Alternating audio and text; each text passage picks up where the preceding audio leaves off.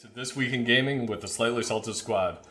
Thanks for joining us for episode 26 already, where we're going to be talking about Google Stadia crushing competition, literally, Randy Pitch for losing his mind, and the state of Star Citizen. As always, we appreciate you guys watching or listening, whether it be live on twitch.tv/Slightly Salted Squad, or later on YouTube, or on your favorite podcast network. Thanks to Super Nerd Fresh. If you haven't yet, please check us out on Twitter and Instagram for news and updates. If you want to support us, click those follow, subscribe buttons, or check us out on patreon.com/Slightly Salted Squad. And most importantly, if you want to actually play with us, make sure you check out our official Discord, which you can link to from twitch.tv/Slightly Salted Squad. Click that link below. Okay, I think that's enough of the spiel. As always, I'm John, at Force Inept. I'm Mike, at Sresh. I'm Deion, at Super Nerd Fresh. Okay, did I miss anything? Did you get the volume? I think I got the volume. Volume's good. Perfect. Cool. That was good. Okay. Wow, well, shit. nice. Yeah. Didn't fuck it up this time. Let's get into the news.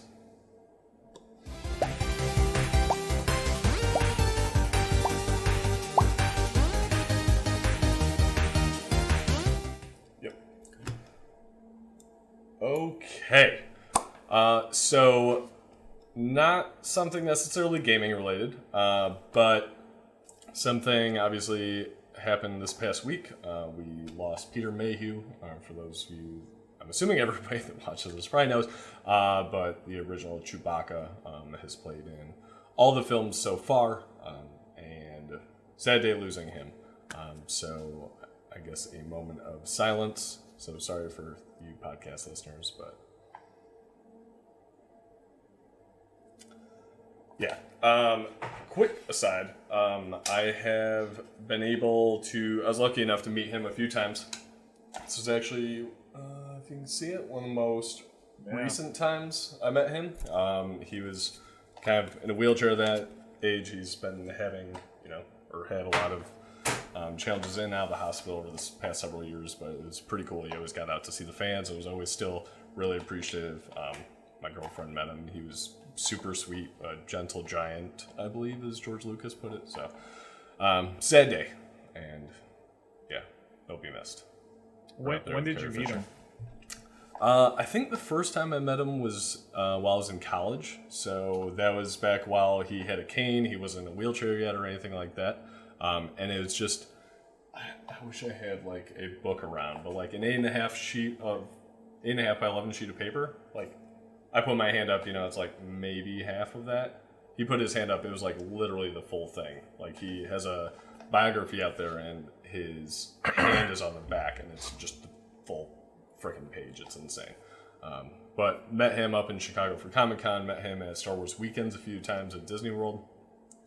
Got to not really watch it with him, but in the audience with Frank Oz and them at one of the Star Wars Weekends when they debuted the Episode 7 trailer, and it was him on stage watching it with the crowd, and it's like, that was the one where it says Chewie, we're home, when they get back on the Falcon. They kind of preview that, and it was just like, I'm getting chills talking about it right now, if you can see that. It was just one of the coolest experiences in my life, so very sad day to see him go. Okay, well, that's a depressing note to start on. Let's actually get into real video game news. Not much better, I think. Awful Anthem. As always, again, we've transitioned from Fallout 76 news to Awful Anthem news. We're going to put this up here. So, not specific Anthem, but apparently Dragon Age 4 has become BioWare's next big focus. So, some of the lead creators from Anthem have been tweeting that they're not working on Dragon Age 3, and they're not working on Dragon Age 5. So there's that. Yeah, so obviously they're probably very excited to hear it, but a lot of their main developers and leaders on Anthem are starting to transition to that, even though EA does say, hey, we're still fully committed to Anthem. And one of the more depressing things I saw is they were actually saying that Dragon Age 4 might be a games as a service game too. So I don't know. Yeah, thoughts on that one? I really haven't ever played the Dragon Age games, like just minimally. Yeah, so I played Dragon Age 2, and Inquisition. I didn't beat Inquisition, but I beat the other ones. And at first, I honestly didn't think this was that depressing of news. Like, I'm cool with them. Honestly, in the sense of not the service model, but the like, oh, we're gonna kind of shift things and gear towards Dragon Age 2. Because in all honesty, I want that game to do really well.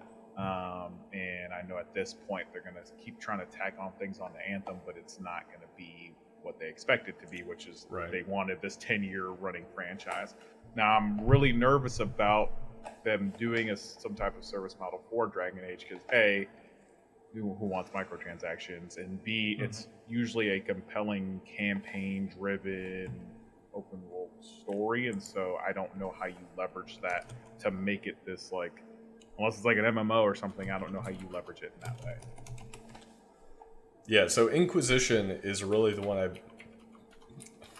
I'll say played the most of, and that was just the multiplayer aspect of it, which I had a lot of fun. Like played with you and Tails and Nerdia, if you're out there, Tails, and it was fun. I never got really into it. I know like Tails got super into it. You were more into it than I was, but I'm one of those guys that never did the Dragon Age actual games.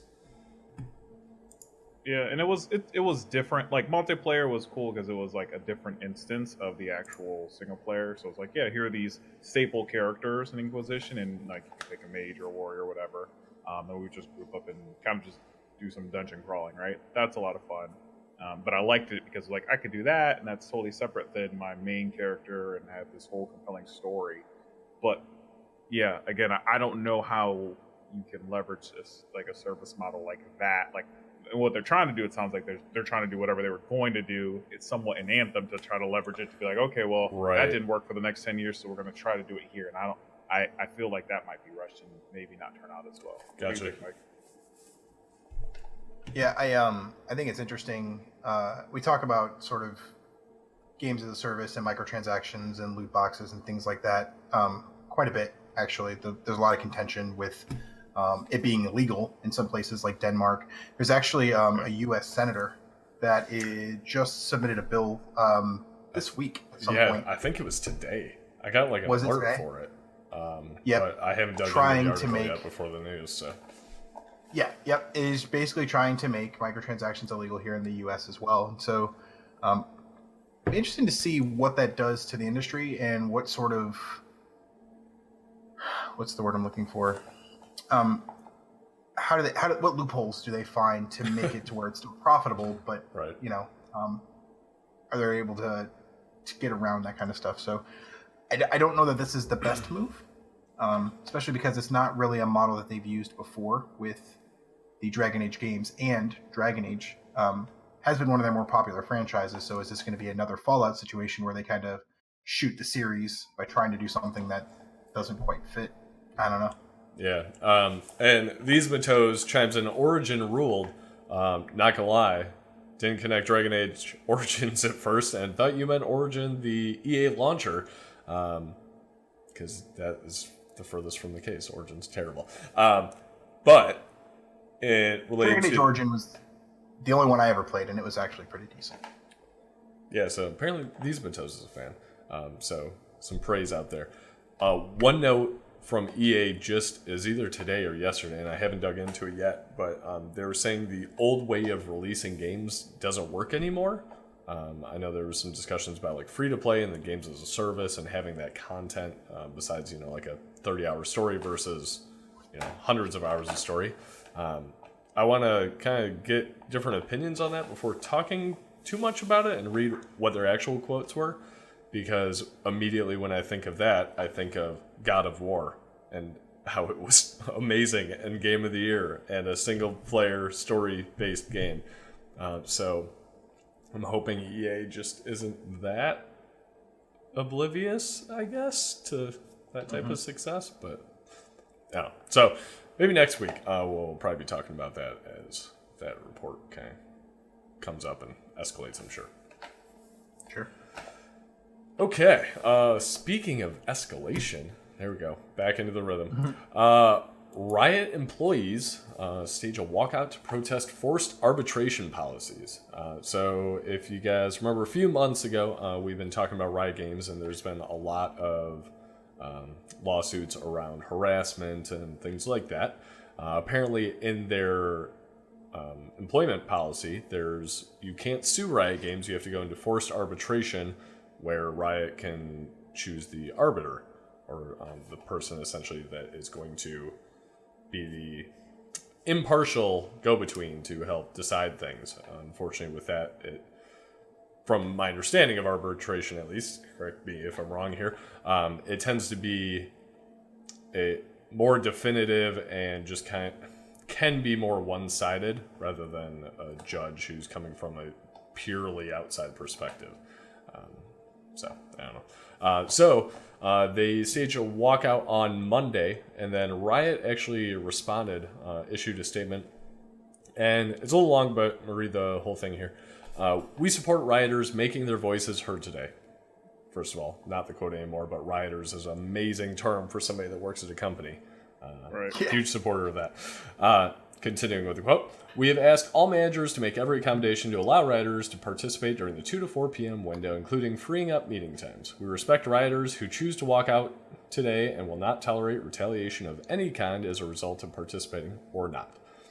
While we will not make a change to our policies while in active litigation, last Thursday we announced that we've made the call to pivot our approach. As soon as active litigation is resolved, we will give all new rioters the choice to opt out of mandatory arbitration for individual sexual harassment and sexual assault claims. At that time, we will also commit to have a firm answer on potentially expanding the scope and extending this opt-out to all rioters. We are working diligently to resolve all active litigation so that we can quickly take steps towards the solution.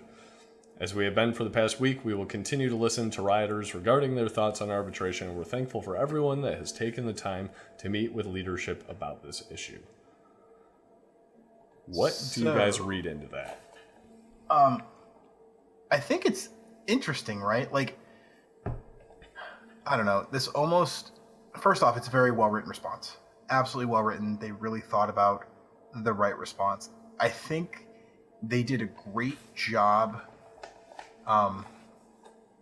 diffusing the walkout. Like, how effective is a walkout if your leadership team that you're supposed to be walking out and demonstrating against goes, yeah, we're going to let you do that, and furthermore, we're going to make sure nobody punishes you for it. Right. It becomes less clear effective. Your calendar too, you know. Yeah, it's like clear your yeah, no meetings. We're not expecting any work to be done. Go for it. Right. That's not really a statement anymore, and so I wonder if that was like deliberately done to diffuse the situation. Right. Like, it took all the power away from the rioters in that sense. Right? Like, it's no longer you guys are demonstrating against us. It's like, oh yeah, we're all a team. We're contributing, and we stand by your stance. I'm not saying it's right, wrong, or indifferent. I just think it's interesting. Yeah, like you said, I think it's very well crafted and very well, at least seemingly executed. Also, the fact that they're called rioters just makes this article sound so much more interesting than it probably actually is. It's a bunch of nerds walking out. From granted, for very good reason, sexual harassment, all that stuff, and about this litigation for 2 hours, midday, early release, and then the active litigation. I kind of found interesting because maybe it's different with the arbitration process, but I feel like active litigation usually takes like years, and then maybe it's like, by that time everybody will have forgotten and won't care at that point. I don't know. Yeah, I'm sure it's true in the legality form, but it is kind of like we could make changes, but it's in active litigation right now, so we can't do anything. Right. But we support you on your walkouts. Like, there's not. I don't know. Yeah, you're right. Like, that could take years for anything to be done. So it's kind of like and it's not even for current rioters. Once that's done, we will give all new rioters the choice to opt out of mandatory arbitration for individual sexual harassment and sexual assault claims. So it's maybe they can't even opt out of it for other reasons. It's just those specific things, and you have the option, but not for existing employees until they figure that out. So I don't know. Interesting. Yeah, I don't know what their policy is. It might be that you sign at the time of an actual challenge. You know what I'm saying? Instead of like, this isn't like, it may not be a waiver you sign when you get hired. It may be like, if there's an event, then you sign this form, that kind of stuff. Yeah, I don't know. Yeah. So right now it's when you get hired, but yeah, that's a good point. So maybe they'll change it to be that type of situation. Yeah, it's very interesting. I didn't even catch that. Yeah.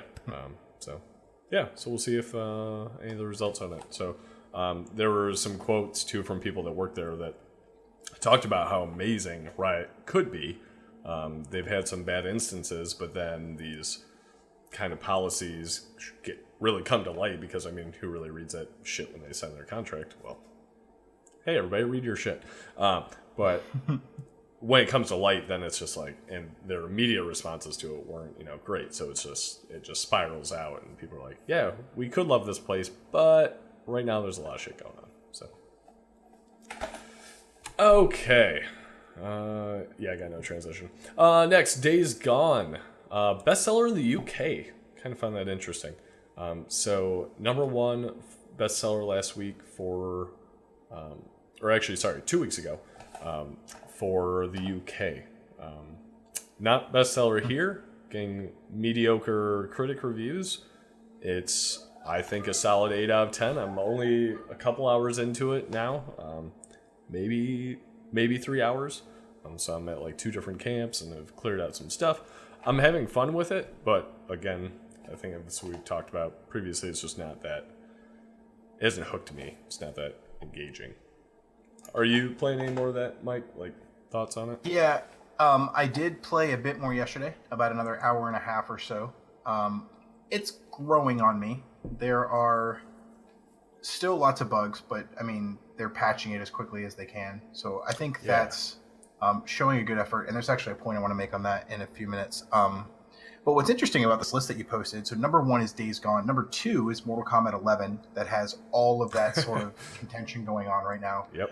Number 3 being FIFA 19, which is FIFA's generally a really high-hitting series. Especially in the UK. But then 4 and 5 are Red Dead Redemption 2 and Tom Clancy's The Division 2, both of which that have been out for quite some time.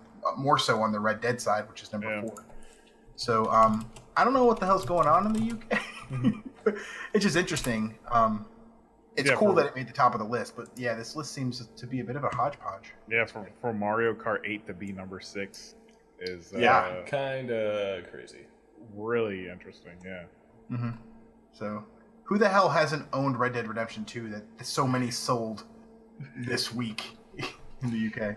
Right. Yeah, so there's a way to pull it up on Amazon, and I'm going to pull this up. I'm not sure exactly how to do it because I'm literally just doing it kind of live on stream. But bestsellers in video games. So I'm not sure what the time frame is. Granted, there's a bunch of like gift cards and shit like that, but then you get to Super Smash Bros. Ultimate, you get down the Switch, actually really high up there, which is kind of cool. Then you get down the next game, Yoshi's Crafted World. Then you get Days Gone. Then followed by a bunch of Nintendo games, Mario Kart 8, Red Dead Redemption 2, right up there, NBA 2K19, Spider-Man, But this is global, right? I believe this is just US, because it's just Amazon.com, not Amazon.co.uk and all that shit. I could be mistaken on that, though. So yeah, I don't know how they work their inventory. Yeah, I'll try to reach that. It says based on sales updated hourly, so yeah, I'll figure that one out. Yeah. But yeah, okay.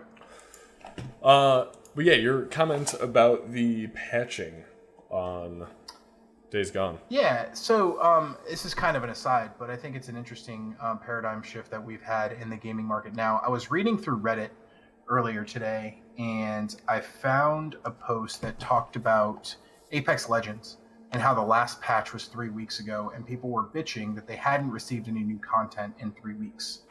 And it kind of ties into these guys where they really are going out and making sure that the game is as polished as possible. They've had at least 7 patches, and it's been out 2 weeks. Yeah. What are your thoughts on that? Like, is that the new gaming industry where these guys are constantly delivering new content, or are we just entitled brats at this point? Well, so the thing with Days Gone is I wouldn't really consider it new content. I give them a lot of credit, and probably I'm sure there's some crunch going on, whether it's good or bad is your interpretation. But launch title, they've done 7 patches, and honestly, it's 2 weeks now, but it was almost like the first 7 days, like practically. Yeah. And granted, some of them were small, some were like audio bugs and stuff like that they fixed and then broke in a different patch and then fixed that again and all that stuff. I feel like that's more of the industry of not being able to properly flush out this just immense amount of QA that's needed for such an open world game like this. Like God of War had patches in the beginning weeks, but that also, they weren't as severe of bugs and stuff that Days Gone has had. When you reference like Apex Legends, that I think it's just the short time spent mentality of that type of gamer, similar to like Fortnite, who just continually pushes stuff out. And there was the Polygon article we talked about 2 weeks ago that talked about all the crunch over at Epic. Just because they keep trying to put shit out. They put out something last week, a big event for the end of the season, and that crashed. I honestly don't know more than that. Just people were bitching on Twitter about it. But it's like, I think that mentality, and unfortunately that is, I feel like geared at more of the younger crowd. And then Apex Legends, which is a single map, single mode type thing that people, if they want to keep engaged, need more content. Something like Days Gone or God of War is, this should be a story-based game that you explore, like Red Dead Redemption 2. I think there's talks of DLC for Red Dead, but I could be wrong on that one. But it's not something that people expect because they get so much of a game. I think these patches are just, okay, yeah, we didn't like quite put this out perfect, so here's these little like tweaks and shit. Yeah, These Matos mentions gaming as a service, which is a legitimate model. I'm not sure that's really where Days Gone is, right? Maybe you're right. Maybe Apex Legends as a free game, that is more of a gaming as a service. But Days Gone certainly isn't. And so to expect patch after patch after patch, we do know that they're doing a DLC in June. Right. I just think it's interesting that the gaming industry, or rather the consumers of the gaming industry, us, have become so hungry for new content and so entitled of, I paid my $60, where's the rest of my game? You know, and I think that's where we get things like Mortal Kombat 11, where they're like, well, here's your $60 slice, and if you want more game, you're going to pay us for it. Right. So yeah, EA, when they talk about the releasing games the old way, maybe that's kind of what they're referencing, stuff like that. Spider-Man, I think, is a good example of that. It's not quite games as a service like Division 2, or I think Division 2 in my mind is the most true-to-life games as a service model. I at least just from my perspective. Spider-Man was that kind of interim where it was like, here's a main game. Here's 3 separate DLCs a month apart from each other to just add on to that story. I think kind of enjoyed that model a lot. But that's really, I feel like, only for those dedicated people that get the game day one, beat the game relatively quickly. Otherwise, it's just not as that hype. Assassin's Creed Odyssey, continually doing updates and apparently doing really well with it. But I don't know. I just think, is that what's needed now to be successful in the industry? And if so, is that legitimate? Like, is that fair? Yeah, I don't know. I think it's a big portion of it. I mean, I think we have become entitled gamers and look for things to keep us interested and to keep our attention span on that game, because there's so many other games out there. And I think that even where Rockstar does it a little bit, they did it a lot in GTA 5. So not in the single player campaign, but multiplayer, they kept that service going and going. Yeah, it's still doing it. Close. I mean, yeah, and it's still bringing up traction now, even more so because it's a role playing RP of it. But I mean, man, that aside, and I haven't heard that much to that extent for Red Dead, but it's definitely something that, you know, we can see that game developers are really looking at. And obviously the big EAs and that type of stuff are always trying to get an extra dollar. But I think it really comes down to, hey, I think the mindset now is, hey, we've invested X amount of dollars, millions of dollars into this game, and we want people to keep on going. And I think that's where that trend is, as opposed to, I don't know, a God of War or something else. Yeah, I mean, I'm going to go a little bit into a theme park analogy from work, but I mean, it's not how you can get the guest in the door, so somebody buying the game, it's how can you get the guest to continue to come back and invest money in it. So how can you keep their attention span and keep going for repeat visits or repeat plays or DLC purchases or cosmetic purchases and stuff like that? The other side of that, though, is that the more time development is spending patching and adding and manipulating and giving you more and more content, the less time they are focusing on the next thing. Right. Yep. And so you're almost shooting yourself in the foot, and you're frustrated because games aren't coming out fast enough and I need more of this particular game, but you're not giving the developers time to move on to something else. Fair. Right now, though, too many games to play. Like, I still haven't beat Odyssey, even getting close to beating Odyssey, and I really want to do that. It's just shit keeps coming out. Slow down, guys. Yeah. Although I think we're going to maybe have a quote-unquote dry period coming up the next few months, so actually kind of looking forward to that.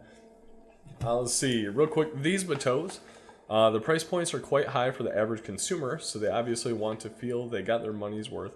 I feel like if games came out at a $3,999 or $39.99 price point, then not as much content would feel more acceptable. Yeah, that's a great point. If I'm spending $60, and honestly, some of the DLC stuff like, pre-order bonus, it's like $80. It's you want your money's worth, and yeah, that's true. I'll feel content if I pay $4,000 for a game.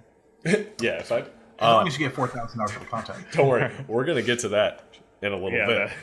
True. Spoilers. True. But yeah, $40. I know Epic Game Store has promoted over the past couple weeks, like, yeah, you guys should come to Epic Game Store. Maybe games will be cheaper someday. I don't believe that at all. Just because they're saving money on going to Epic Game Store does not mean they're going to lower the price if they can still sell it for $60. But who knows? Maybe we'll see. Maybe it's going to go to,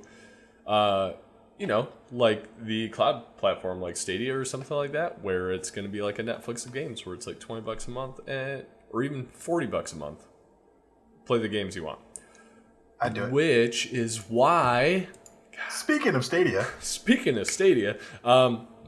the Google Stadia announcement, if you guys remember, early in January, so I don't even know what episode that was, we talked about Madbox. So this gaming console that was quoted, it's the most powerful console ever built. It's literally mad. You want 4K, you want VR at 60 FPS, you want a full engine for free to develop your games on, you have it. So we talked about this. I think we made a decent fun of it. And it's actually even funnier now with the PlayStation 5 rumors about 8K and all this shit. Like, oh, okay, well, this is already old news. But even more old news because investors are pulling out after the Google Stadia announcement. So the, what was his name? The online marketing director is quoted as saying, Google's announcement of Stadia hasn't helped the project with our investors.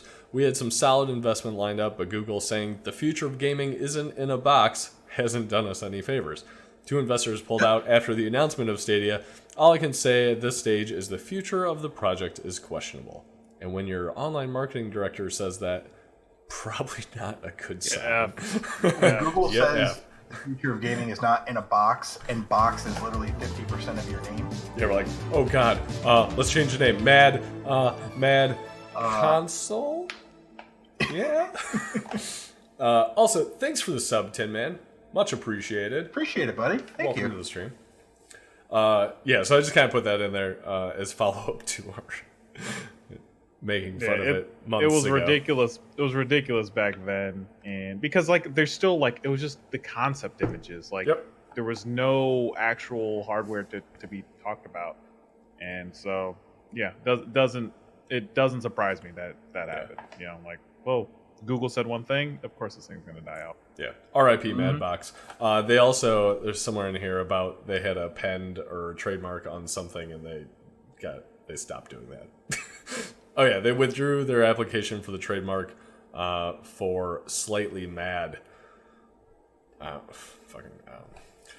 it's too close to us. Sorry, Madbox. Get slightly cease and desist. Yeah. Let's see. Oh, hey there, Tin. I see you. On to Borderlands 3, and we might have to go through this a little quick.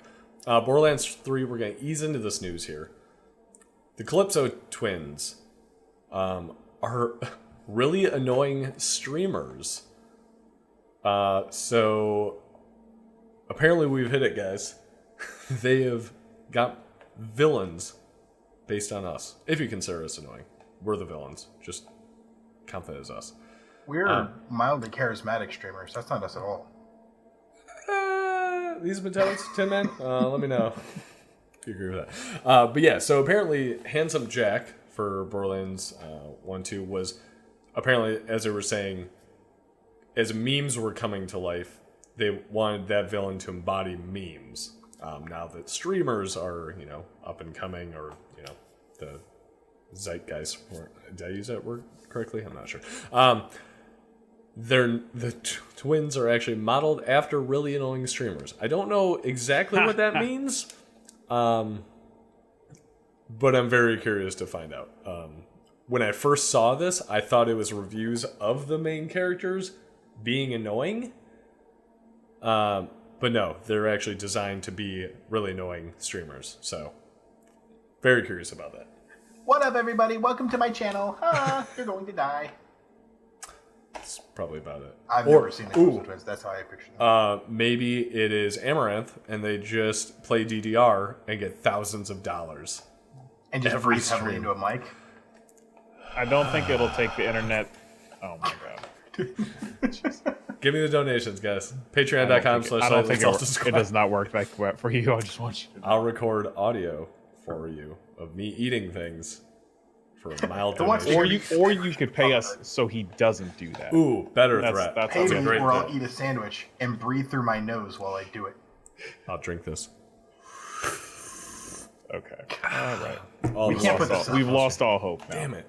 I just ruined the podcast. They're going to take us You off did. Apple. You did. Damn it. Okay. So yeah, easing into Borderlands 3 news. Now we're gonna get over to Randy fucking Pitchford, who I feel like needs to just be taken off of social media. I believe we talked about last week a little bit about the Borderlands 3 gameplay live stream. So I think that was last Wednesday, May 1st. So we got to talk about a little bit during the stream, kind of the recaps of it. Randy Pitchford on stage saying there's not going to be any microtransactions. Developers that we kind of talked about were kind of like, well, no, there's like, you can buy stuff. So there was this tweet by Game Informer about an article they have about no microtransactions, but, they've been told they were still purchasable. Randy Pitchford goes off, and I'm going to just read this because it's hilarious. Come on, guys, shitty clickbait headline. Literally seconds before I said that, I made it very clear we're going to do more cosmetic stuff like we did in Borderlands 2. I was talking about premium currency and loot boxes kind of stuff not being in our game. Yeah. He continues on in a series of tweets, being pretty upset that him saying no microtransactions, which is what he said on stage, was being interpreted as no microtransactions. Not sure why. I could see where that'd be confusing. Yeah, it's a little confusing. So there are some great memes out there too, if you guys ever want to check that out. But yeah, he is quite upset that it was interpreted that way, and I'm not sure. So there's this whole drama that's going on really the past, I would say it started a week ago, right after the thing, and then kind of spiraled into that. Then the voice of Claptrap from Borderlands 2 is not reprising his role. So on Twitter, he started commenting like he wanted to come back, but then he couldn't. He was, essentially he couldn't. Randy Pitchford said, that he was disgruntled and didn't want to do it. So then this guy comes out and talks about how he had a lot of mixed feelings, that Gearbox owed him owed him royalties, which the leadership at Gearbox has been essentially skimming. He says, I'm not sure we came up with the number, $12 million skimming out of the royalty pool, which apparently at Gearbox is an incentive program that gets paid out to people so they have lower salaries, so they have a chance at this royalty pool. So this guy's claiming that leadership is skimming money out of that, so it's to not give to employees. And then it continues to escalate And I ultimately offered to do it for free in exchange for past royalties owed, plus an apology for something I've never spoken about publicly till now. Randy physically assaulted me in the lobby of the Marriott Marquis at GDC 2017. That's not how you get a job, by the way. It's just like, guys, anybody watching at home? yeah, it's just like, what the fuck is happening? Like, it just went from like, okay, yeah, you're not Claptrap.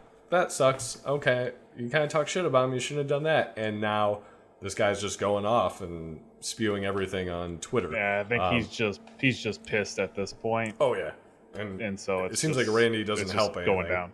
Right. Exactly. So Gearbox, I believe is today or yesterday,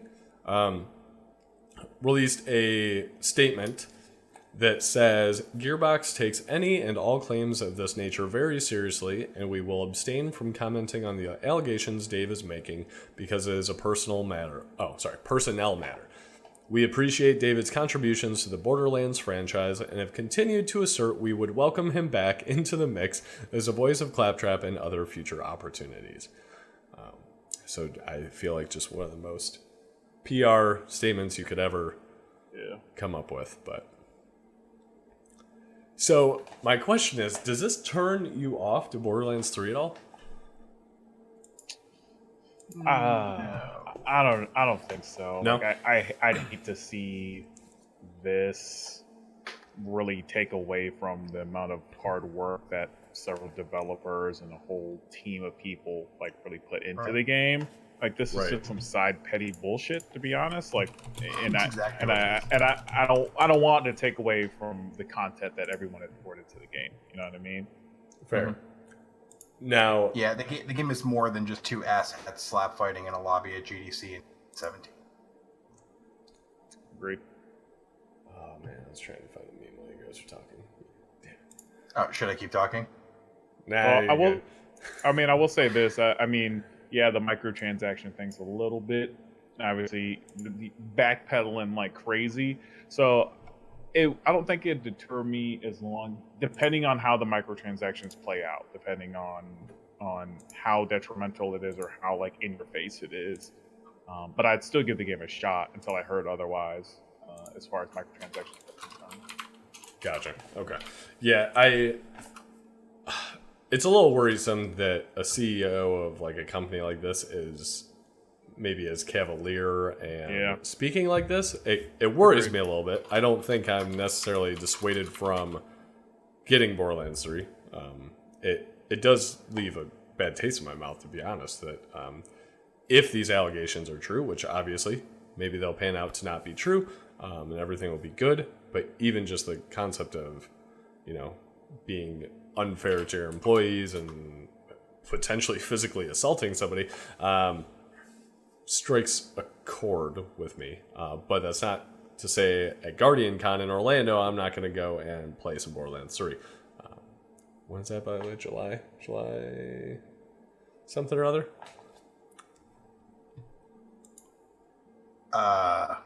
No? Nobody? Nope. I think it's after... Okay. Well, we'll figure it out. But after 4th of July, I think Guardian Con's in Orlando. So have an opportunity to go play Borderlands 3. So, spoilers. Might be doing that. Yeah. Okay. I think enough of that. Anything else on Borderlands 3? Nothing? Nope. On to Dying Light 2. So Dying Light just tweeted, we're bringing Dying Light 2 to E3. Can't wait to show you the latest look at our most ambitious project to date. Now, Deion, you played this a bit, right? Mm-hmm. Yeah, I played Dying Light. Yeah, I think it's a cool thing. Like, cool, they'll be there. But, I mean, I felt like the last trailers that we saw about what they were going to do with a lot of different things kind of summed up what, like, I don't know, in my opinion, what we were expected to see. They talked about, like, how your choices affect the different things in the environment. So, turning towards one faction can negatively impact somebody else, that type of thing. So they explained all that in a lot of previous trailers. So I don't know what else like, you're going to show me a full demo of it. That's cool. But I'm already just kind of ready for it to come out, to be honest with you. But I won't complain too much on them showing us more gameplay. Gotcha. Do you know? Is there a date on Dying Light 2? I don't know that. Okay. I haven't seen one. Yeah. So just find it interesting. That was one that really wasn't on my radar at all until I saw that, and I was like, oh shit. Okay. Also, surprising news: Call of Duty will be at E3. So will Jedi Fallen Order. Imagine that. Those were announcements this week, but I feel like those were just like duh announcements. Yeah. Although Jedi Fallen Order allegedly is getting gameplay at E3, so that's nice. Since we that will be nice. Yeah, that will be nice. Fingers crossed. It's all good. Please be a good game. Sorry. Let me correct myself. Not E3. EA Play, which is at E3. It's in a building across the street from E3. Yeah. Everyone wants to do their own thing now. And I'm curious where the next 3, 4, 5 years of E3 ends up being. You know what I mean? Does it die and then everyone just does their own thing? Everybody does Nintendo Directs just like PlayStation. It's true. The most Nintendo Direct of all. Yeah, I mean it's. Although, I'm not gonna lie, the pomp and circumstance of E3 has always drawn me to it. Like, I would love to go to E3 and experience it. Or even just, like, binge watch E3 type situation. I've never really had that opportunity. It's usually just recapping and following up on it. But, speaking of that, when there's E3, after that, we'll be doing a special Squad Thoughts stream where we talk about our opinions of E3, Best of Show, and all that stuff. So... It's coming up, right? June? Yeah, more to come on. Yeah, June, second week of June. Yeah. Yeah. So, it's coming. Let's see. Going on to, as these Matos was talking about, $4,000 video games. Star Citizen. Almost $300 million has been raised for this game. Jesus Christ. Yeah, $300 million. It's insane. All from Kickstarter, like crowdfunding. Insane. So, Forbes did an article here. Not the nicest article, not super bad either, but essentially that the game is incredibly mismanaged. It's not managed by people with business acumen and stuff like that. It's managed by people that want to see this beautiful game, that don't even want to put stuff out that's not perfect looking. But then, when they do once in a while, it's like, okay, shit, this is going to be really shitty, but here it is when they kind of get forced into it. They've obviously got Deion and I to buy into the game. Luckily, for minimal amounts compared to the people investing. Yeah. We didn't pay $4,000 in the game. Yeah, $4,000. And I should pull up the article, but I saw one this week where it was somebody spent $1,000 on the game. We're really upset that it hasn't come out yet. Demanded a refund, didn't get it, and then invested more money into the game because they were just like, well, if I'm not getting my money back, $1,000 in there. Might as well just keep going. In for a penny, in for a pound. That's fine. Yeah, I was gonna say, might as well. Shit. If you want that super, I don't know what they're called, Star Destroyer, that's $4,000. So, yeah, it's interesting. So, 242 million of it has been contributed by 1.1 million fans. Yeah, it's just insane. So, very long, in-depth article. So, definitely worth checking out. Yeah, so... It goes on to talk about some of the other crowdfunding that didn't go so well. Yeah. Pebble Smartwatch. These Matos, looking at you on that one. Yeah, I think that when it comes to this, and this is one that I've followed for a long time. I didn't. What did we pay John? Like $30 or something, $40 most. Did you pay more than that? Doesn't matter. I mean, it's John. No, because we bought they had a sale or whatever. Yeah, but I thought it was 60, but I could be wrong. So regardless, right? I mean, we followed this for a long time and have been following to see where they're at with stuff.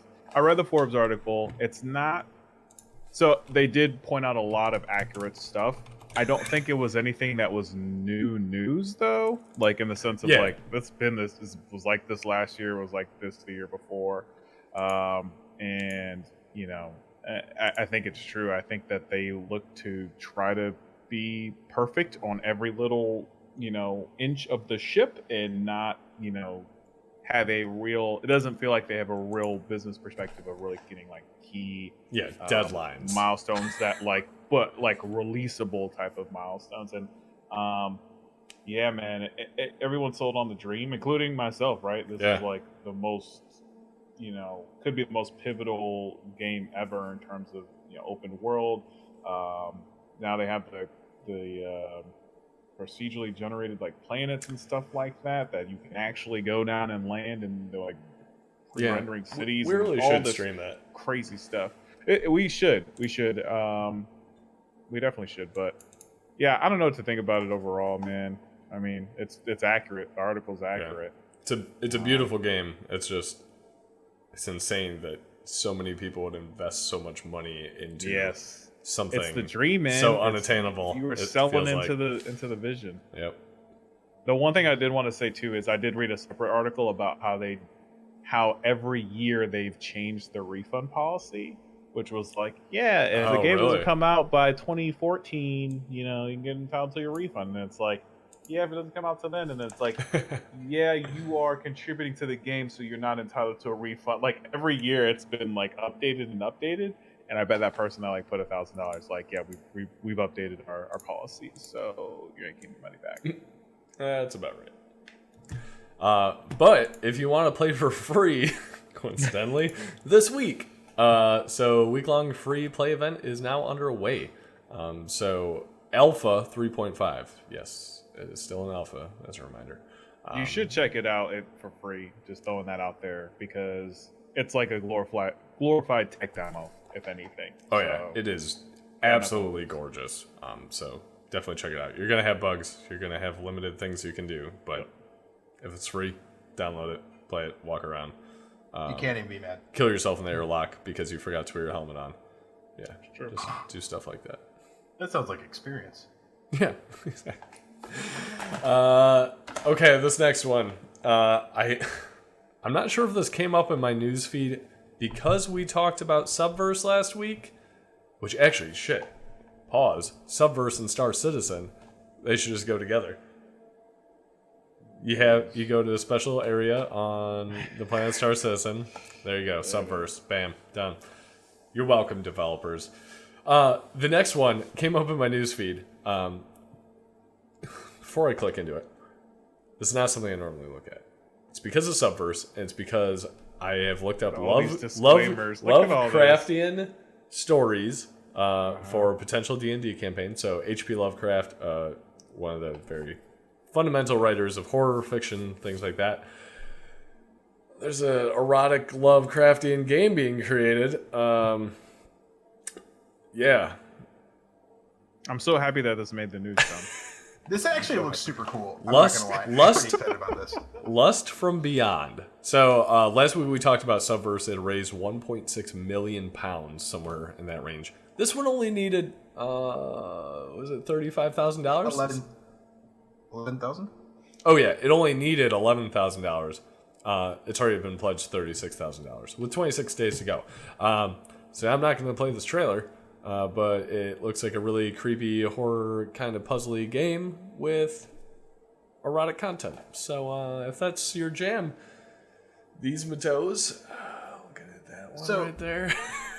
I just in case my wife is watching, I've never ever partaked in an erotic game. Definitely whatsoever. Definitely never. It's not ever. really my style. However, if I had, if I was ever to delve into the genre. I think this would be a cool place to start because it's not just gratuity and like vulgar eroticness just to be erotic. It's not Subverse. Well, you're right though. It's not. It's not. You're not just joining the game to get off, right? This is just like a Game of Thrones or Rome or that kind of thing, where like there's a bigger plot, but there's some adult stuff in it, and I think that's pretty cool. I think it's going to be an interesting mashup between horror games, which genuinely have you over here, and then an erotic game, which generally has you over here, and try to find that play level. Like, is she going to kill me or is she going to fight me? Like, I don't know what the hell is going to happen. Yes, fight is the word that we were going for. That's the F word I was looking for. Yes, right? definitely that 4-5. Yeah. Yeah. As long as this is $39.99, I think I'll pick it. Give it a shot. Honestly, I feel like this is getting closer to what the horror movie genre has become in aspects. I don't want to paint with a broad brush there for horror genre, but movies like Hostel come to mind that are just like, oh, that's like half a porn and a horror movie as well. Yep. So. Yep, horror movies have had titties in them since the 80s. There you go. See? These with toes, just a WTF. Okay, there you go. That's fair. That's a fair response. Just in case Adev is watching. Shout out to Adev. I was trying to wait till we changed to a different topic before we did the shout out, but all right. Nah. These Mattos, you can come over and we can knock out some work stuff shortly after this game is released. We'll just do some work stuff. Just knocking it out together. Just knocking out work stuff. Two dudes knocking out work stuff. All right. So transition. Apex Legends is supposedly coming to mobile. I don't know. I kind of feel like it was almost a given. Everybody's doing PUBG and Fortnite going to mobile. Do you guys have any interest in this at all? No. Chat. I get why they're doing it, but no. Yeah. And actually, side note, something came up this week in China for PUBG, where essentially they're taking PUBG Mobile away. They're blocking it from sale or download in China and doing a nationalistic version of it. Yeah, it was like a nationally themed quote, basically. Which is just so China. Just, there you go, China. That's the perfect way to describe it. Yep. Just so China. Okay. Yeah, just put that in there because I was like, well, yep, that makes sense. Let's see. Next. Oh, God. Over. Actually. Why do you do this to yourself? Just kidding. I'm not sure where it went on the agenda. But next is State of Play for PlayStation. So that is tomorrow, May 9th at 3 p.m. Pacific, 6 p.m. Eastern.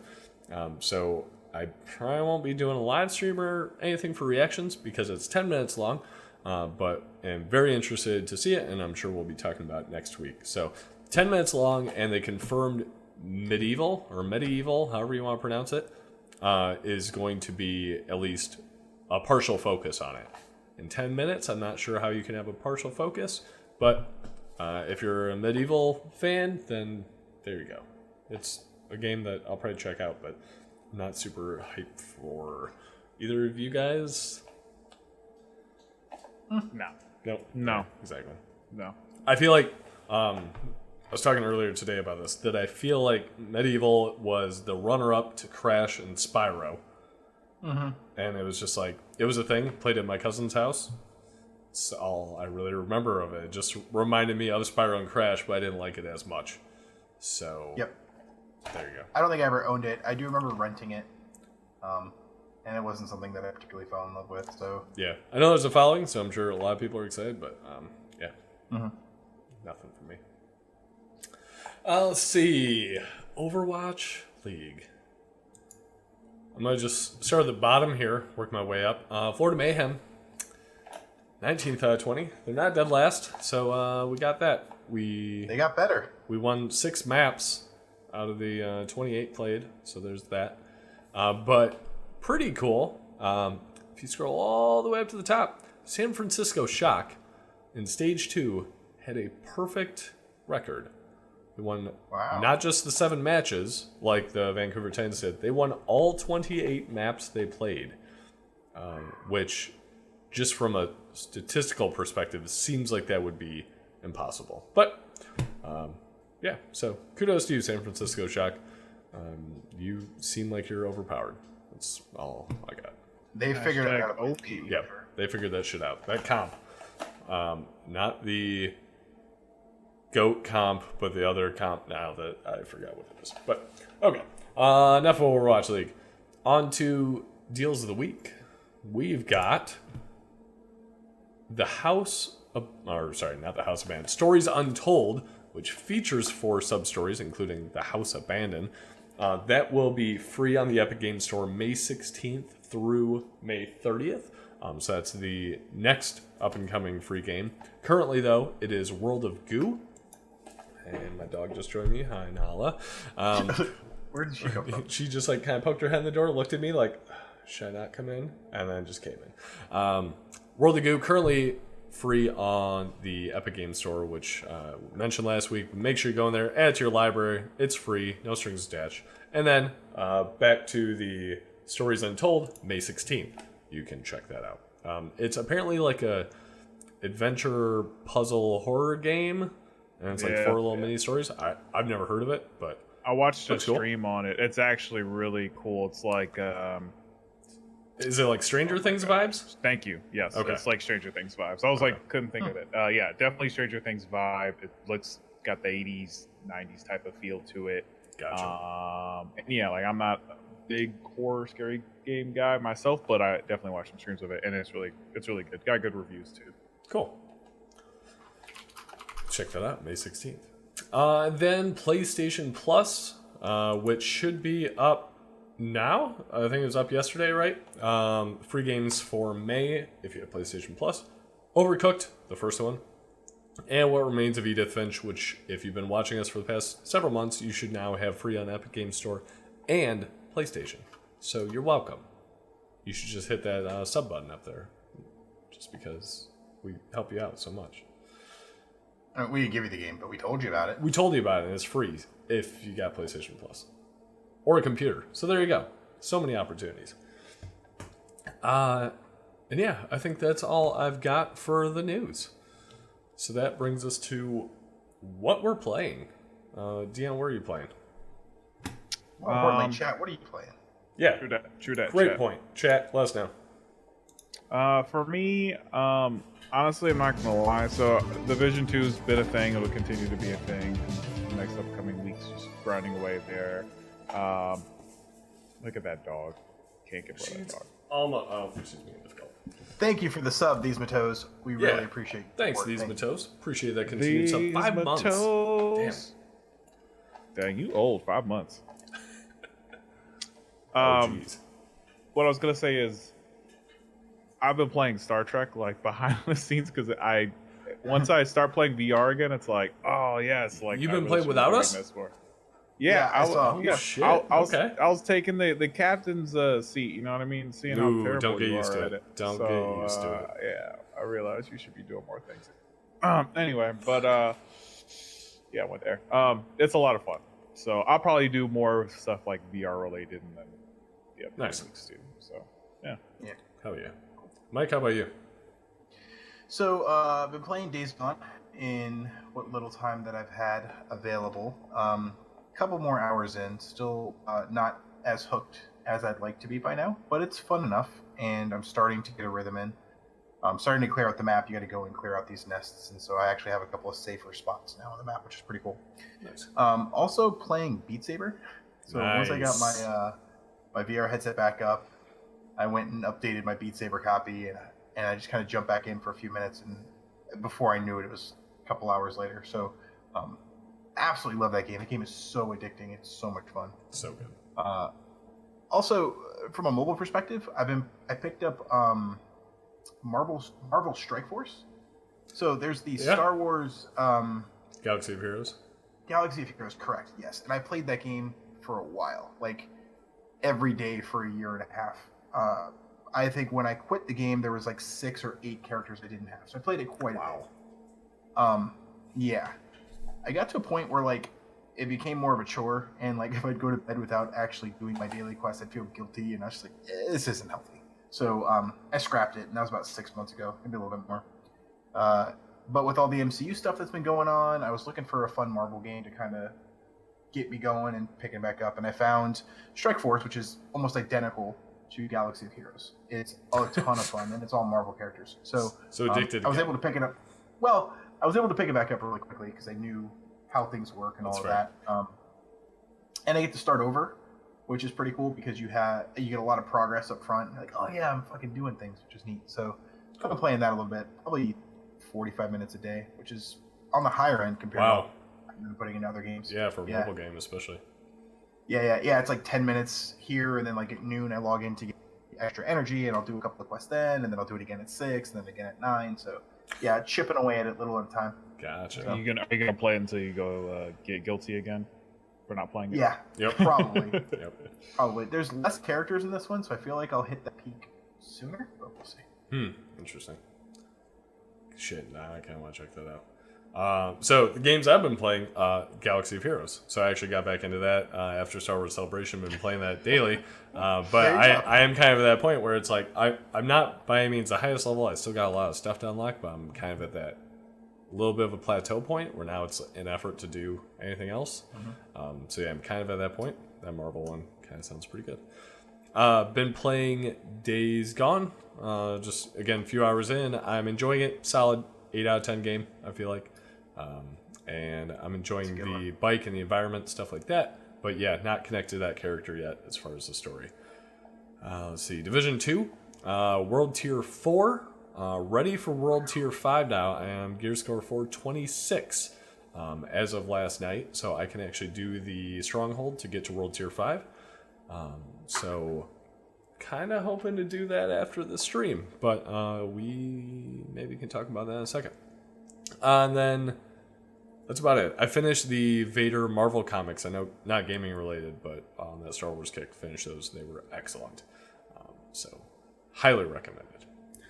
Tin Man playing Tarkov. Yeah, Escape from Tarkov. Quite popular. Yeah. Recently. I've not played it at all. Honestly, I've not even seen screenshots, so I'm not even sure what it looks like. But I know we talked about it a little bit on our squad mode last week. I don't know. Have you had a chance to play it yet? I was just going to say, fair point, pointing out the squad mode we did this Sunday was the squad mode for Star Trek Bridge Crew. So definitely check that out. That was a lot of fun. And considering we all have Vives, definitely want to do more VR streams because how many people can say they can do that? So also, flailing your arms during hyperspace mode. So much fun. So much fun.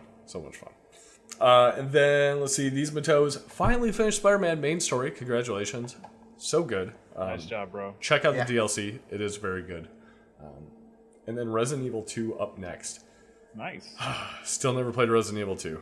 Still kind of regret I didn't do that. But I might have to borrow that. Backlog is strong. Yeah. There's a small clique of people at work that are speedrunning this game. Yeah. Oh, really? Done in an hour and a half. Yeah. Oh, shit. Yeah. That's cool. A couple of people directly on my team. 2 different people directly on my team doing speedruns, which is interesting. Sounds about right. Yeah. All right. Okay. Yeah, well, I think unless you guys got anything else, that's about it. No? Okay. Well, let's talk about Division 2. You guys gonna play that? Division 2? You want to do Division 2? We can do Division 2. Yeah, I'm fine with that. I don't want to do Bridge Crew, but it's a pain in the ass to set up. Yeah, I thought about it. I was already telling John I'm craving Bridge Crew, but I get it. I get it if you guys aren't ready for that. Yeah. Chat, just so you're aware, Bridge Crew will not be something we just kind of spin up easily after probably this week in gaming because it, for whatever reason, is a giant pain in the ass to set up. A lot of setup, but it's a blast. It's a lot of fun. Holy crap. It's a lot of fun. Blast. Okay. Well, yeah, we'll jump on some Division 2 at least for a little bit. And yeah, we should be back in maybe 10 minutes, 10, 15 or so. That sounds good to you guys? Yeah. Cool. Well, thanks for watching. As always, again, you can check us out on YouTube, Instagram, Twitter. You can check out the Discord, play with us. We do have a spot for Division 2 if anybody's interested. And YouTube and twitch.tv/SlightlySaltySquad because you might be there right now. Chat. Thank you, chat, for watching and participating. As always, you guys are really why we do this and want to have a lot of fun with you guys. So if you have any feedback, please let us know. There's a link below, or you can always just hit us up. So cool. Yeah, call me. Just call Mike directly. I don't want to hear it. Just call me. Mike. Let him know all your grievances. My number's in Discord. There you go. Call him on Discord. Done. Okay. Well, thanks for watching, guys. Till next time. Stay salted. Bye, guys.